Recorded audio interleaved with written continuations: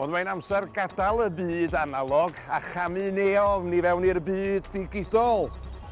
Dyma stad Wirestone yn Nyffryn Gwy, lle mae Nimbus Records, y cwmni cyntaf i gynhyrchu cryno-ddisgiau ym Mhrydain yn ôl yn yr 80au. A mae pen catalyst nhw draw yn y plasty ma fan hyn.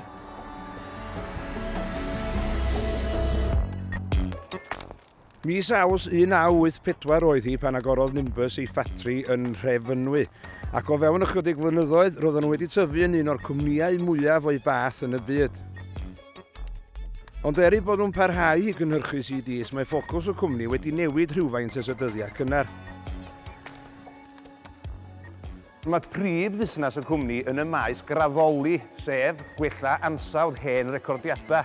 Ac mae'r offer maen nhw'n ddefnyddio i wneud hynny yn, wel, anarferol.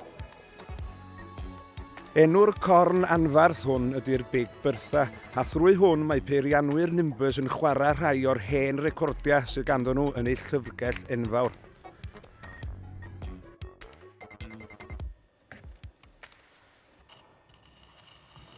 Mae chwarae record trwy Bertha yn rhoi ffeil Sain ddigidol lanach i'r technegydd gael gweithio fo'i.